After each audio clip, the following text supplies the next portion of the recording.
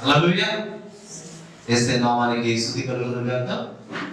పరిశుద్ధ గ్రంథంలోంచి సభలకు మాటలను చదువుకుందాం. మార్కు సువార్త 4వ అధ్యాయము. మార్కు సువార్త 4వ అధ్యాయము 38వ వచనాన్ని చదువుకుందాం. ఆయన ధోని అమరమున తలగడ మీద తల వాల్చుకొని నిద్రించుచుండెను. వారు ఆయనను లేపి, బోధకుడా, మేము నశించిపోతున్నాము, నీకు చింత లేదా అని ఆయనతో అనేది. ఇక్కడ జరిగిన సంఘటన ఏంటంటే, యేసుక్రీస్తు వారు తన శిష్యులు పిలిచి, వారు అవతల ప్రాంతానికి వెళ్ళాలి, త్వరగా ఓడను సిద్ధం చేయండి అని శిష్యులతో చెప్పాడు. ధోనిను సిద్ధం చేయండి, మనం ఈ ప్లేస్ నుంచి ఇంకొక ప్లేస్ వెళ్ళాలి అని చెప్పినప్పుడు ఆ శిష్యులు ఏం చేశారంటే, అక్కడ ఉన్న జనాంగం అందరినీ కూడా త్వరగా పంపించేసేసి యేసయ్య చెప్పినట్టుగానే ఆ చిన్న బోటు రెడీ చేశారు. వాళ్ళు ఆ సముద్రం మీద లేదా ఆ సరస్సు మీద మనం ప్రయాణం చేయాల్సి ఉంది. యేసుక్రీస్తు వారు వచ్చారు, శిష్యులు వచ్చారు, అందరు కలిసి ఆ యొక్క చిన్న బోట్లో లేక చిన్న ధోనిలో వాళ్ళు ఎక్కారు. ఎక్కి ప్రయాణం చేస్తా ఉన్నారు. వాళ్ళతో పాటు మరికొన్ని చిన్న చిన్న పడవలు కూడా వారి వెంట బయలుదేరారు. వెళ్తా ఉన్నారు, పడవ ప్రయాణం కూడా అందరూ కూడా. చల్లటి గాలి వీస్తా ఉంది, చల్లటి వాతావరణం. యేసుక్రీస్తు వారు ఏం చేశారంటే, ఆ ధోనిలో అమరము దగ్గర తలగడ దగ్గర తల వాల్చుకొని నిద్రపోతున్నారు. నిద్రలో వెళ్ళిపోయి యేసు ప్రభు. మరి లోపల ఏం జరిగింది అందరూ తెలుసు కదా. ఒక్కసారి అకస్మాత్తుగా వారు ప్రయాణం చేస్తున్నటువంటి ఆ ఓడ సైతం మునిగిపోయేటట్టుగా ఆ సముద్రంలో తుఫాను చెలరేగింది. తుఫాను వచ్చేసినాడు. వీళ్ళు కాసేపు ఆ శిష్యులు నెమ్మదిగా చూస్తున్నారు, తగ్గిపోతూనే వెళ్ళిపోతామలే, ఈ లోపల యేసుప్రభు లేస్తాడులే అని అనుకుంటున్నారు వాళ్ళు. కానీ యేసుప్రభు మాత్రం పడుకునంటే కాముగా నిద్రపోతున్నాడు. ఆయన ఏమైంది? టెన్షన్ పెరుగుతుంది వాడికి. శిష్యులకి టెన్షన్ పెరిగిపోతుంది. కానీ తుఫాను తగ్గట్లేదు, కానీ పెరుగుతుంది, గాలి పెరుగుతుంది, అలలు ఎగసి పడుతున్నాయి. అలలు వచ్చి పడవలో నీళ్లు పడిపోతున్నాయి. వచ్చి పడవ ఇటు అటు ఊగిపోతా ఉంది. యేసుప్రభు వైపు చూస్తున్నా, ఆయన మాత్రం హాయిగా నిద్రపోతున్నాడు. ఇంకా భయం పెరిగిపోయి వెంటనే యేసుప్రభు దగ్గరకు వచ్చేసి తట్టి లేపుతున్నారు, ప్రభువా లేయి, మేము నశించిపోతా ఉన్నాం, మేము చచ్చిపోయే పరిస్థితికి వచ్చాం ప్రభువా, ఇంకాసేపు చచ్చిపోతాం అందరం, నీళ్ళంతా వచ్చి పడిపోతున్నాయి, తుఫాను గాలి తుఫాను ఎక్కువైపోతుంది, నీళ్ళంతా వచ్చి సముద్రం నీళ్ళంతా వచ్చి పడవలో పడిపోతుంది, మేమంతా నశించిపోతున్నాము, నీకు చింత లేదా అని వేస్తే క్వశ్చన్ చేస్తున్నారు. ఏం క్వశ్చన్ చేస్తున్నారు? మేము నశించిపోతున్నాం, మేము నాశనం అయిపోతున్నాం, కాసేపు చచ్చిపోతాం, మేము నీకు బాధ లేదా, నీకు చింత లేదా అని యేసు ప్రభువును క్వశ్చన్ చేస్తున్నారు. అదే ఈరోజు మన టాపిక్. యేసయ్యకి మన గురించి చింత లేదా? మన చింత ఉన్నది అనేది అదే ఈరోజు ఆలోచించబోతున్నాం. చాలా మంది యేసు ప్రభు శిష్యులు ఎలాగైతే ఆ సందర్భంలో మేము నశించిపోతున్నాము, నీకు చింత లేదా అని క్వశ్చన్ చేసినట్టుగానే ఈనాటి కూడా చాలా మంది యేసు ప్రభు విశ్వాసం ఉంచిన వారు వారి జీవిత ప్రయాణంలో ఎగసిపడే సమస్యలు చూసి భయపడి మేము నాశనం అయిపోతున్నాం మా బ్రతుకు నాశనం అయిపోతా ఉంది, మా జీవితం నాశనం అయిపోతుంది, నీకు చెప్పలేదా అని ప్రభువును క్వశ్చన్ చేసేవాడు ఎంతో మంది కదా. ఓకే, ఇక్కడ జరిగిన సంఘటన మనం క్లియర్ చేసేసుకుంటే, మొదట ఏం జరిగిందో తెలుసుకుంటే, ఆ తర్వాత ఆయన చిత్తపడుతున్నాడా లేదా, చిత్తపడే వద్ద ఆయన ఏమంటాడు అని అన్ని మళ్ళీ చూద్దాం. ఇక శిష్యుడు అడిగారు, నీకు చిత్తం లేదా? వాళ్ళు ఒక గ్రహింపు ఒకటి రాలేదండి. ఆ శిష్యుడికి గ్రహింపు రాలా. అంత భయంకరమైన తుఫాన్లో గాలి ఇస్తా ఉంటే, పడవ కదిలిపోతూ ఉంటే, అలల నీళ్ళు వచ్చి పడవ పడిపోతూ ఉంటే ఎవరైనా నిద్రపోగలరా? మనం అనుకుందాం నిద్రపోగలమా? మనమేమో అనుకోండి, మొదలు నిద్రపోయాము, ఆలోచన చేసింది, ఒకరు లేపనక్కర్లా, మనకే మెలకు వచ్చేసి లేచి కూర్చొని ఏమైంది ఏమైంది ఏమైంది. ఎంత గాఢ నిద్రలో ఉన్నా కూడా, ఎంత గాఢ నిద్రలో ఉన్నా కూడా లేచి కూర్చుంటామండి. ఏమన్నా ఇంటి దగ్గర చాలా కుక్కలు ఉన్నాయి, కుక్కల సంఖ్య ఎక్కువ. రాత్రి ఏం చేస్తాయంటే, మంచి గాఢ నిద్ర ఏ టైంలో పడుతుంది? మామూలు నిద్ర వేరే, గాఢ నిద్ర వేరే. మంచి గాఢ నిద్ర ఎప్పుడు పడుతుంది? ప్రతి మనిషికి రాత్రి 12 నుంచి 3 గంటల వరకు, ఈ 3 hours గాఢ నిద్ర పెరిగింది. ఇదంతా మామూలు నిద్ర. అందుకని దొంగలు ఆ టైంలో దొంగతనం చేస్తారు. పక్క నడిచిందో మనకేం తెలియదు. దొంగలు ఏమంటారు, 12 నుంచి 3 గంటలు డీప్ స్లీప్ లో వెళ్ళిపోతారు. కాబట్టి వాళ్ళు దొంగతనం చేసిన సులభంగా ఉంటుంది. ఓకే, ఆ టైంలో మా ఆయన దగ్గర కుక్కలు ఏం చేస్తాయంటే, భయంకరంగా వస్తాయండి. అన్ని ఒక్కసారి కలిసి భయంకరంగా కలుస్తాయి. ఆ సౌండ్కి లేచి కూర్చునేస్తాయి. ఈ సౌండ్ ఎదురాడు ఆయన నిద్రంతా పోతుంది. ఎందుకు చెప్తుంది తెలుసా? కుక్కలు అరిస్తేనే అంత గాఢ నిద్ర ఉన్న లేచి కూర్చుంటున్నావే. సముద్రంలో ప్రయాణం చేస్తున్నప్పుడు పడవ ఎట్లయితే అయిపోతా ఉంటే నీళ్ళు పడతానే లేకుండా ఉంటారా? చెప్పరేంటి? లేస్తావా లేరా? లేస్తావా. అది వాస్తవం. మరి వేసులో పడుకోవాలంటే అర్థం ఏంటి?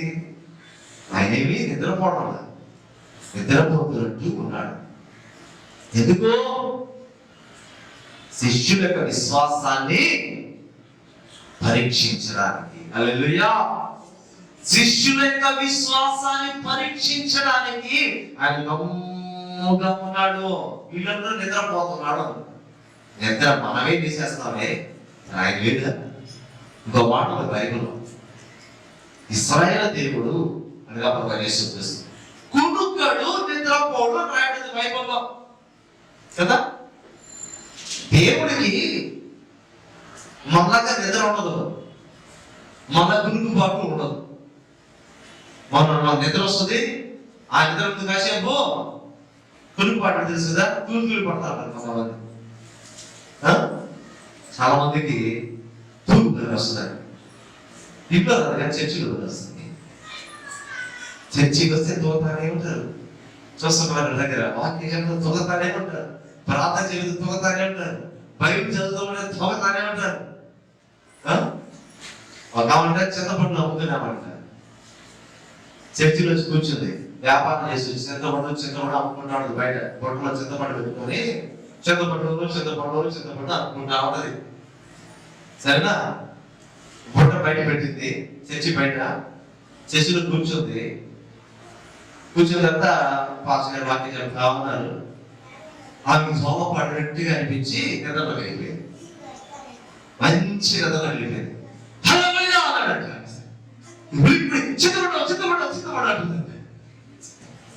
అంటే ఆమె చింతపండు అమ్ముకున్నాము కదా, ఆమె వెంట లేగానే తన చర్చిలో ఉన్న విషయం కూడా, చర్చిలో ఉన్న సంగతి మర్చిపోయింది. చర్చిలో ఉన్న సంగతిలో మర్చిపోయి చింతపండు నడుచుకుంటా ఉంది. ఎందుకు కొంతమందికి పోతే నిద్ర వస్తుంది. కానీ మనం నిద్రపోతామేమో కానీ మన ఏసీ నిద్రపోదు. మన ఏసయ్య నిద్రపోయేది కాదు. ఆయన నిద్రపోతే ఆయన ప్రజలు ఎవరు కాపాడతారు? ఒకసారి ఆలోచించండి. దేవుడే నిద్రపోతే ప్రజలకు భద్రత ఎక్కడి నుంచి వస్తుంది? కాబట్టి దేవుడైన యేసుక్రీస్తు ఆయన నిద్రపోయే దేవుడు కాదు, నిరంతరం మెలుగుతూనే ఉంటాడు. ఎందుకంటే ఆయన దేవుడు కాదు, మన మనుషులు కాబట్టి మనం మెలకు ఉంటుంది, నిద్ర ఉంటుంది, కునుకు పట్టు ఉంటుంది. మన మనుషులు కాబట్టి మన దేవుడు నిర్ణయించాడు ఒకసారి నిద్రపోవాలి, సమయం మెలుకోవాలి. కాబట్టి 24 గంటలు మేలుతో ఉండడం ఎవరి వల్ల కాదు, ఇంపాసిబుల్. అసలు నిద్రే పోకుండా ఉండాలని ఎవరు చెప్పగలరు? ఒక నైట్ వెళ్ళుకోగలవేమో, 2 నైట్లు వెళ్ళుకోగలవేమో, 3 డిగ్రీ వెళ్ళిపోయాడు వస్తుంది. ఈసారి మా మమ్మీకి బాగాలేనప్పుడు ఐసీ వార్డులో పెట్టారు. ఆమె పెట్టినప్పుడు అటెండర్గా మేలుకో ఉండమని చెప్పారు. చేస్తుని కూర్చొని ఒక్క నిమిషం నిద్రపోకూడదు, కూర్చోని చూస్తా ఉండాలి. చైర్లో కూర్చొని మేలు చూస్తాను. ఆ రోజు ఆదివారం బాగా ఫుల్గా టైడ్ అయిపోయాం. చర్చి పొంద అయిపోయింది. తర్వాత ఆమె హార్ట్ ప్రాబ్లం వచ్చింది, హాస్పిటల్ చేర్చడం, తిరగడం. ఆ రోజు రాత్రి అంతా పెట్టుకొని ఏమన్నా అవసరం తల్లి రుణం తెచ్చుకోవాలి కదా. నాకు బాగా చిన్నప్పుడు కంట్లో ఒత్తి తీసుకుని నేను మేలుకోలేదా? నాకు అసలు మా అమ్మ మేలుకోలేదా? బాగా ఎప్పుడు చంటి పెట్టుకున్నప్పుడు ఆమె పాలు మేలుకుంటపడలేదా? అవునా కదా? మేలుకుంటారా? తల్లికి బాగా ఒత్తి పెట్టడు. నువ్వు అమ్మ పడుగా ఊరికి వెళ్ళేస్తా ఉంటారు. పడుగా నిద్ర సడగొడుతున్నాను ముసల్దానా. ఆయన కొడుకు ఎంతమంది లేదు, మరి ముసలాడా పడుకో. వాళ్ళంతా కష్టపడి వచ్చాము, నిద్ర వస్తుంటే అది బాగలేదు, ఇది బాగలేదు, దశ బిడ్డలు లేరా? తప్పండి. చాలా వాళ్ళ చిన్నప్పుడు బాగాలేకపోతే వాళ్ళ తల్లి తండ్రి వాళ్ళ సుఖాన్ని మానుకొని, వాళ్ళ ఆహారాన్ని మానుకొని, వాళ్ళ నిద్రను మానుకొని, నిద్ర వస్తున్న మొక్కని చదువుకొని మనం చూస్తూ ఉంటారు. బాగలేదు మనకు ఆ బాధ్యత. అమ్మను అలా చూసుకుంటున్నాం. రాత్రి పగలంతా వెళ్ళిపోయాం, మళ్ళీ రాత్రి వచ్చింది, మళ్ళీ 5 వాటితో చూస్తానే ఉన్నాను. 2 రాత్రులు నిద్రలేదు, 2 పగలు నిద్రలేదు. 3వ రోజు అడుగు పెడుతుంటే రోడ్లో టీ తెమ్మంటే టీ వెళ్తుంటే పక్కకి వెళ్ళిపోతున్నా. ముసలు ఎవరు చూసి తాగేది అనుకుంటారేమో, నాకు భయం వేసేది. అటు వెళ్ళిపోతున్నా. అంతకాలంలో గోడ పెడుతున్నా అంటే వెళ్ళిపోయాను. ఆ తర్వాత నా భార్య చెప్పేది అవునా కాదు, నేను కాసేపు ఇంటికి నిద్ర చేసేస్తాను. ఇంటికి వచ్చి పడుకున్నా తెలిసాను. ఇది చెప్తుంటే నిద్ర మానుకోవడం కష్టమే. కొన్నిసార్లు కన్న తల్లి కూడా కష్టమే. కన్న తల్లి నేను కూడా నిజమే. తండ్రి అయినా నిద్రపోతాడేమో కానీ తల్లి మనసు కొట్టుకున్నారు. అయ్యో నా బిడ్డ వాడికి బాగలేదే, జ్వరం వచ్చేసిందే, జ్వరం ఎక్కువైపోతాము రాత్రి అని తండ్రి అయినా వాడు నిద్రపోతాడేమో కానీ తల్లి మాత్రం నిద్రపోదు. ఒకవేళ తల్లి అయినా నిద్రపోయే పరిస్థితి వస్తుందేమో కానీ వాళ్ళ దగ్గర జరిగిన సంఘటన తెలుసా? ఒక ప్రాంతం వచ్చి మరొక ప్రాంతానికి వాళ్ళు కూడా చిన్న పడవలో అవతలి టౌన్కి వెళ్ళాలంటే పడవలో ప్రయాణం చేయాలంట. భార్య భర్త బిడ్డ కొంతమంది పడవలో ప్రయాణం చేశారు, టౌన్కి వెళ్ళారు, పనులని చూసుకున్నారు. అన్ని పొద్దుపోయిందంట. వచ్చేసరికి బాగా కలిసిపోయారు. మళ్ళా పడవ ఎక్కాలి, వాళ్ళ ఊరికి వెళ్ళాలి. ఆ చిన్న పడవలో బాగా పొద్దుపోయి ఎక్కారంట. ఆ చల్లటి కనుక అందరూ నిద్ర చేసిందంట. ఆ చిన్న పిల్లవాడు అమ్మ అమ్మ అమ్మ అమ్మ లేపుతున్నాడంట.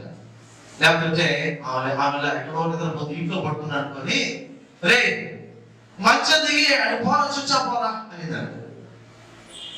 ఆ పిల్లడు దిగేసాడు. హసబడికి లేసి ఉలికి పెట్టేసి, నేను పొడవ కదున్నాను, మంచం దిగి చుచ్చా పోరా చెప్పాడు. ఇంకేది ఎందుకు చెప్తుంటే అంత జాగ్రత్తగా చూసుకునే తల్లి అయినా ఆ మనిషి కాబట్టి నిద్ర లాగేస్తుంది. నిద్ర కానీ ఏసయ్య నిద్ర.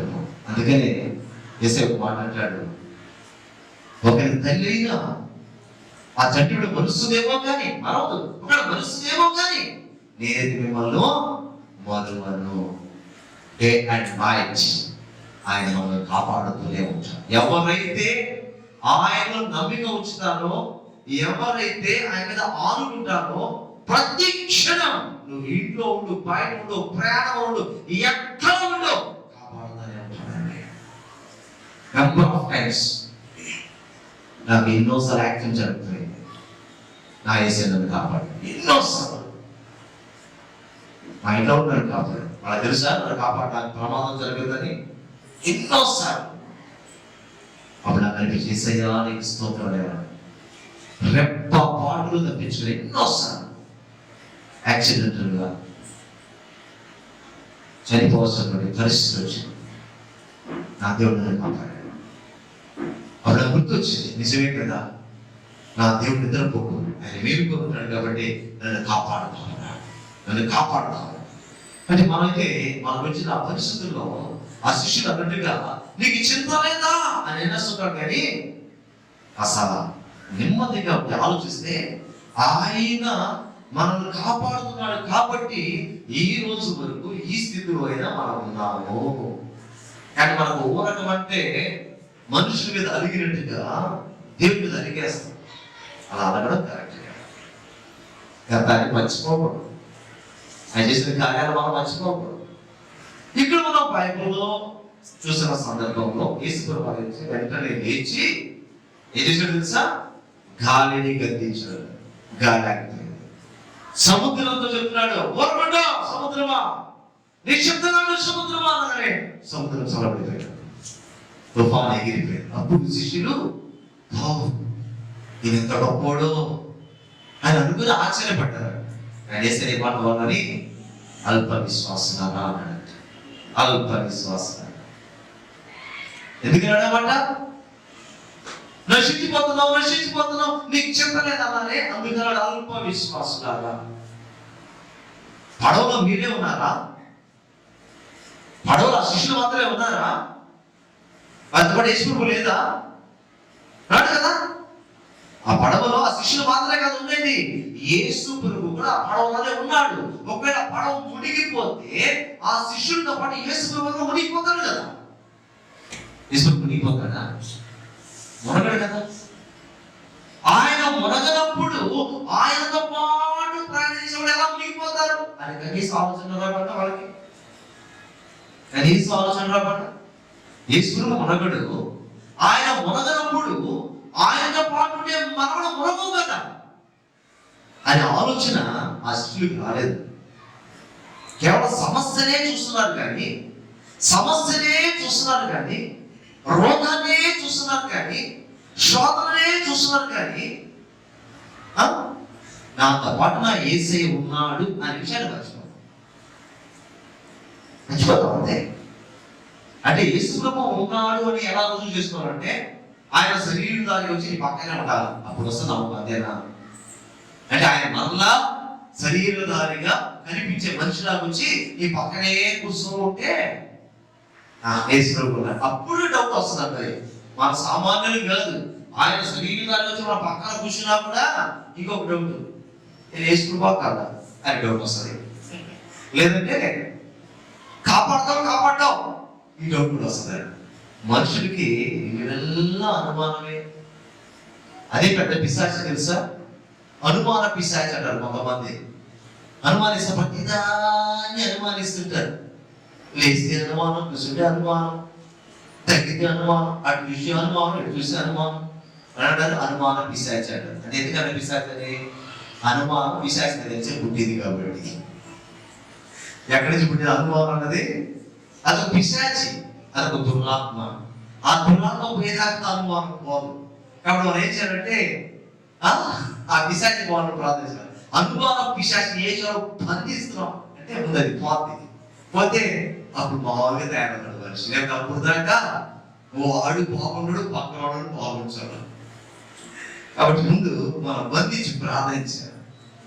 ఇక్కడ చింత లేదా అన్నాను, ఏసై గద్దించాడు, ప్రాబ్లం క్లియర్ అయిపోయింది.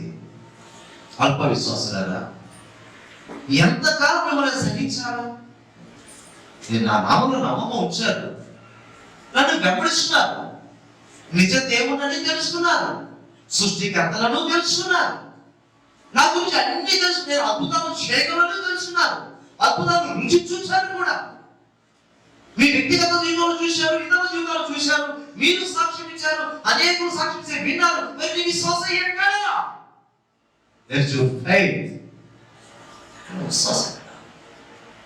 కష్టం రాగానే మళ్ళీ ఏం చేసు ప్రభు ఆయన చూస్తా ఉంటే ఎందుకు గమ్మున్నాడు, నాకు రోగం వచ్చిందే ఎందుకు గమ్మున్నాడు, ఆయన నేను బాధపడతా ఉన్నానే ఎందుకు గమ్మున్నాడు, నేను ఏడుస్తూ ఉన్నానే ఎందుకు గమ్మున్నాడు, చింత లేదా,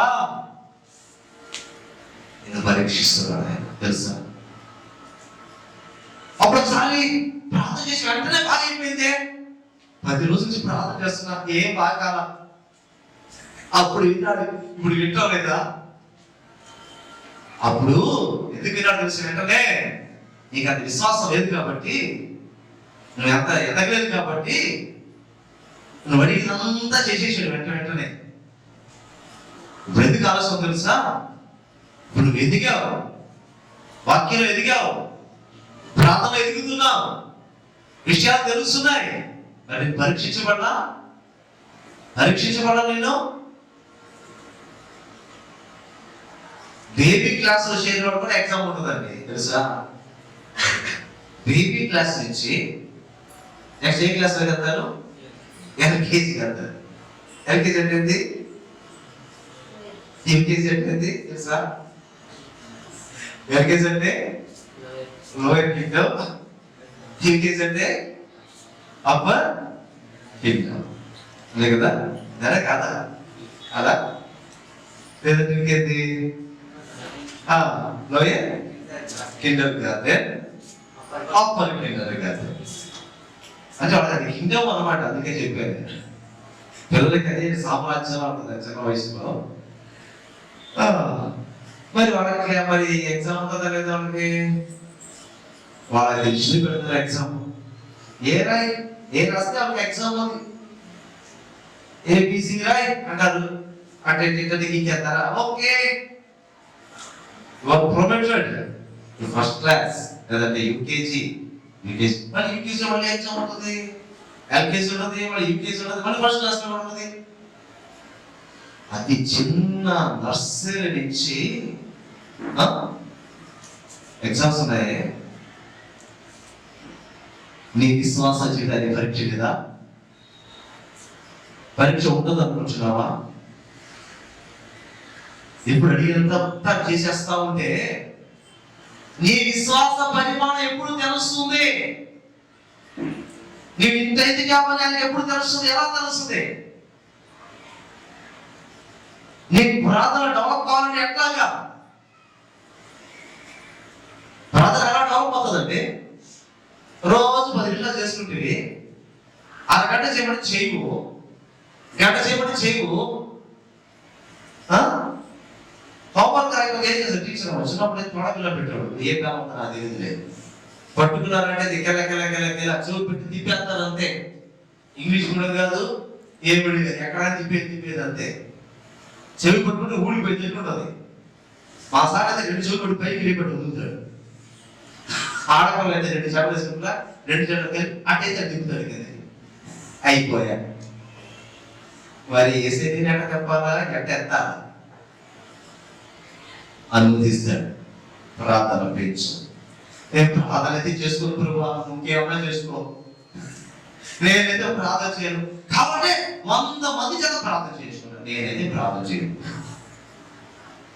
100 మంది చేసుకుంటా, నేనైతే చెయ్యను ప్రభా, నా వల్ల కాదు, మోకరించలేను ప్రభా. మా ఆంటీతో మాట్లాడమంటా 2 గంటల సేపు మాట్లాడతాం ప్రభా. మా అమ్మతో మాట్లాడమంటా 2 గంటల సేపు, రాత్రి 1 గంట మాట్లాడతాను ప్రభా. మా ప్రార్థన సేపు అయితే చేయలేదు ప్రభా. ఒకసారి తెలుసా, నా వ్యక్తిగత జీవితంలో రోజు రాత్రి పడుకునే ముందు కూడా, అంటే పగలు ప్రార్థన ఉంటుంది, మధ్యాహ్నం ప్రార్థన, రాత్రి కూడా ప్రార్థన చేసుకుంటాం. బాగా నిద్ర వచ్చేదాకా ప్రార్థనలో గడిపి తర్వాత ప్రార్థన అయిన తర్వాత నిద్రలోకి వెళ్ళిపోతాను అనమాట. అది నాకు అలవాటు. రోజు బాగా నిద్ర వచ్చేసింది, చిన్న ప్రార్థన చేసుకొని ఓపిక లేదు అనేసి చిన్న ప్రార్థన చేసుకుని పడుకునేసి అయిపోయింది. పక్క రోజు ఏం జరిగిందంటే మంచి నిద్ర టైంలో, అంటే రాత్రి ఇంచుమించు 11 ఆ ప్రాంతంలో మా ఫ్రెండ్ వచ్చాడు. బాబు కనిపించి నిద్ర. సరే ఏం చేస్తాం, ఫ్రెండ్ కదా, ఒక 5 నిమిషాలు కదా మొహం తుడుచుకొని బయటకు వెళ్ళి రోడ్లు ఆయన మోకరించి చిన్న ప్రార్థన చేసి పడుతున్నారు. అప్పుడు దేవుడు నాకు ఏం చెప్పాడు సార్, నిద్ర వస్తుంది నేను ప్రార్థన చేయలేదు అంటారు కదా, ఇప్పుడు నీ ఫ్రెండ్ వస్తే ఎలా మాట్లాడావు, గంటన్నర సేపు రోడ్లు నిలబడి, అప్పుడు నీకు నిద్ర రాలేదా? ఇచ్చే స్వరం అనిపించింది. నీ ఫ్రెండ్ వస్తే 1.5 గంట సేపు రోడ్లో నిలబడి మాట్లాడావే, అప్పుడు నిద్ర రాదు నీవు? ప్రార్థన నిద్ర వస్తుందా? అని గద్దించినట్టు వినిపించింది. అప్పటి నుంచి ఎంత నిద్ర వచ్చినా నా దేవుడు ప్రార్థన చేయమంటే ఫ్రెండ్తో పాటు ఒక నీళ్ళు చదువుకొని తుడుచుకొని మాట్లాడానే, నీళ్ళు చదువుకొని తుడుచుకొని చూసారా మనుషులకి ఎంత ప్రిఫరెన్స్ ఇస్తాం కదా, మనం ఎంత ప్రిఫరెన్స్ ఇస్తాం కదా. కానీ దేవుడితో మాట్లాడాలంటే మళ్ళీ ఆయన అన్ని మనం చేయాలా, ఆయన స్వస్థపరచాలా, ఆయన బాగు చేయాలా, ఆయన డబ్బులు ఇవ్వాలా, ఆయన పెళ్లి చేయాలా, ఆయన ఉద్యోగాలు చేయాలా, బిడ్డలు చదువులు ఆయన తోడుకోవాలా, బిడ్డలు కాపుదలు ఇవ్వాలా, బిల్డింగ్ ఇవ్వాలా, కారు ఇవ్వాలా, బైక్ ఇవ్వాలా, 4 ట్రాక్లు ఇవ్వాలా, అన్ని ఇవ్వాలా. ఆయన మాత్రం ప్రిఫరెన్స్ ఇవ్వాలి. మనుషులకి అయితే బలి ఇస్తాం కాదు, దేవుడు ముఖాముఖిగా మాత్రం మాట్లాడుతున్నాడు. నువ్వు ప్రార్థన చేయటం లేదు, అందుకే నువ్వు చింతపడుతున్నావు. సరైన ప్రార్థన నీకు లేదు, అందుకే నువ్వు చింతగురవుతున్నావు. నువ్వు ప్రార్థనలో ఉంటే, నువ్వు వాక్యము చదివితే నీ విశ్వాసం అభివృద్ధి అవుతుంది. ఎలాంటి పరీక్ష నీ జీవితంలో వచ్చినా, అనారోగ్యం వచ్చినా, సైతాను శోధన వచ్చినా, ఆర్థిక సమస్యలు వచ్చినా, అవమానం వచ్చినా, కృంగిపోయే పరిస్థితి వచ్చినా, ప్రాణాలు పోయే పరిస్థితి వచ్చినా, ఈ విశ్వాసం పోదు. ఆమేన్. విశ్వాసం పోదండి. చనిపోయే పరిస్థితి జనవడానికి ప్రభావం ఈ రాజ్యాన్ని చేర్చుకోండి చిత్తమా చేర్చుకేశాడు, సంతోషంగా అప్పగించుకుంటాడు. అప్పుడు కూడా నువ్వు బతికిస్తావా, సాక్షి జీవిస్తాడు. తీసేసుకుంటావా, సంతోషంగా ఈ రాజ్యంలోకి వచ్చేస్తాడు. ఆయన నవ్వుతూ వేసే చెప్తారు విశ్వాసాన్ని. మా సహోదరి ఒక అమ్మాయి ఉండేది, లేదా చనిపోయి ప్రభువులు ఎదిరించింది. ఆ సహోదరి అనారోగ్యంతో పోరాడింది. చిన్న పోరాటం కాదు, భయంకరమైన పోరాటం పోరాడింది. ఒక్క పిడికిడు అన్నబడతలేని పరిస్థితి అయిపోయింది.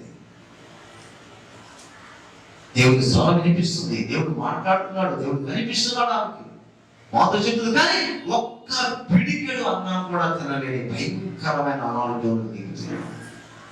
మాకు బాధ కలుగుతుంది.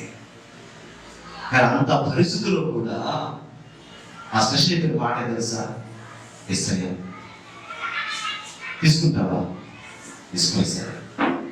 బతికిస్తే సాక్షిగా ఉంటాను, తీసుకుంటే నీ రాజు నీ ఇష్టపడు అని చెప్పిందే. కానీ అంటే ఆ దారుణమైన పరిస్థితి నేను వర్ణించలేను, అంత సమయము చాలదు, అంత దారుణమైన పరిస్థితి అంటే. ఇంకొకరైతే వేసే వదిలేస్తారండి, ఒకరైతే నా బతుకు అయినా సరేమో. ఆయన చివరి క్షణాల్లో కూడా ఆ రోజు ఆదివారం బాగా గుర్తుంది, రాత్రి కూడా అంతా కోసం ప్రార్థన చేసి చేసి వచ్చాము. నేను కూడా దేవుని చేతికి అప్పగించేసాము, ఈ చిత్తం ఎలా జరిగించున్నాను అని. ఉదయాన్న ఇంకా ఆరాధనకు రెడీ అవుతున్నాము. అప్పుడు వాడి ఇంట్లో వాడు పంపించింది వెంటనే మాట్లాడ పడిపోయింది. క్యాలెండర్ తగిలించుంటే ఆ క్యాలెండర్ నా ఫోటో ఉంటే, తన దగ్గర ఉంది క్యాలెండర్, ఆ క్యాలెండర్ నా ఫోటో ఉంది. నా ఫోటో వైపు ఏం చూస్తున్నాను అసిస్టెంట్ అంటే ఏంటంటే అన్నం తీసుకోరండి, నాకు అర్థమైంది, అన్నను తీసుకోరండి. వాళ్ళ అమ్మ చూడడం, నా ఫోటో చూడడం, వాళ్ళ అమ్మను చూడడం, నా ఫోటో చూడడం. అర్థమైపోయి తీసుకొస్తానమ్మా అన్నది. వెళ్ళాము, అలా చూసింది, కూర్చోబెట్టారు, ఇలా పట్టుకున్నా చదివి ఆ సాయి చూసింది, చిన్న స్మైల్ ఇచ్చింది. విశ్వాసం. సురక్షణ దైవ సేవకు నేను చూడాలని ఆశపడదు. అది ఎక్కడ ఆశ. ఈసారి వెళ్ళిపోతున్నాను, నన్ను ఒకసారి నేను చూడాలి. నేను వెళ్ళేదాకా ప్రాణం పెద్ద పట్టుకోవలేదు నా సిస్టర్. అంత విశ్వాసం. చివరి క్షణాలు వేసేది ఏమన్నా, కానీ ఆమె దేవుడి దగ్గర సంగతి మాకు తెలుసు. ఆమెకు దేవుడు వెళ్ళపరిచాడు. మీరు అనుకోవచ్చు స్వస్థపరచవచ్చు కదా, లేకపోవచ్చు. దేవుడు స్వస్థపరిచాడు. ఆమె కూడా ఎన్నోసార్లు ఆమె ఎప్పుడో చనిపోవాల్సింది. అలా అనుకుంటే 10 సంవత్సరాలు అంతకు ముందు, దాని ముందు ఆమె చనిపోవడానికి ముందే 10 సంవత్సరాలు చనిపోవాల్సింది. అప్పుడు బ్రతికించి 10 సంవత్సరాలు ఆయుషించి మరలా అనేక సార్లు బయటకు నా రాజ్యానికి వచ్చేయాలి వెళ్ళిపోయాను. అప్పు పరిపించాను. ఎందుకు ఈ భాష తెలుసా? విశ్వాసాన్ని కోల్పోకూడదు. ఏ కోల్పోయినా నీ జీవితంలో వస్తుంది. విశ్వాసాన్ని కోల్పోకూడదు. ఆ విశ్వాసం కోల్పోకుండా ఉండాలంటే ప్రార్థన చేయాలి, వాక్యము చదవాలి, దేవుడు నిలబడాలి. పారిపోతారని సైతాన్ని వాళ్ళు చూసి, వీడి ధైర్యం ఏంది, వీడి విశ్వాసం ఏంది, వీడిని మనం ఏం చేయలేమని సాధారణ భయపడి గడగడ గడగడ వెళ్ళిపోవాలి. వాళ్ళు చూసి అంత ఫెయిత్ మనకు రావాలని ఏసై ఆశిస్తున్నాడు. అంత ఫెయిత్ మనకు రావాలని ఏసై ఆశిస్తున్నాడు. కాబట్టి చింత లేదా అని ఏసై అన్నాడు. ఏసై వీళ్ళు అలా అడిగారు. ఆయన ఆ చింతకి సంబంధించిన సమస్యని విడిపించి ఆయన అన్నాడు, నీ విశ్వాసం సరిపోయాడు. ఆయన క్వశ్చన్ చేసేవాడు చింత లేదా అని. ఇప్పుడు ఏమన్నాడు? ప్రాబ్లం క్లియర్ చేశాడు. అక్కడ ఏమన్నాడు? మీ విశ్వాసం ఎక్కడ అది చెప్పండి. ముందు నన్ను క్వశ్చన్ చేసే ముందు మిమ్మల్ని మీరు క్వశ్చన్ చేసుకోండి అంటున్నాడు యేసయ్య. దానికి అర్థం తెలుసా కదా? నన్ను క్వశ్చన్ చేసే ముందు నిన్ను నువ్వు క్వశ్చన్ చేసుకో. ఎలా ఉన్నావు? ప్రార్థన ఉన్నావా? రోజు వాక్యం చదువుతున్నావా? నమ్మకం ఉన్నావా? అన్ని విషయాలు నమ్మకం ఉన్నావా? చర్చికి వస్తున్నావా? సాక్షిగా ఉన్నావా? అపవిత్రతకు దూరంగా ఉన్నావా? ప్రతి పాపిష్టికి దూరంగా ఉన్నావా? క్వశ్చన్ చేసుకో. తర్వాత నన్ను అడుగుతాడు యేసయ్య. నువ్వు క్వశ్చన్ చేసుకోకుండా నన్ను క్వశ్చన్ చేస్తావా? చింత లేదా, బాధ లేదా, నిద్రపోతున్నావా, పట్టించుకోవట్లేదా అని ఎన్ని ప్రశ్న చేస్తాను యేసయ్య. కానీ ఈరోజు అంటున్నాడు ఆయన, నీ విశ్వాసం ఎక్కడ? విశ్వాసం ఎక్కడ? అంటే మనం పరీక్షించుకుందాం, మన విశ్వాసాన్ని అభివృద్ధిపరుచుకుందాం. ఆయన మరి కడవరకు నమ్మకమైన సాక్షులు చేద్దాం.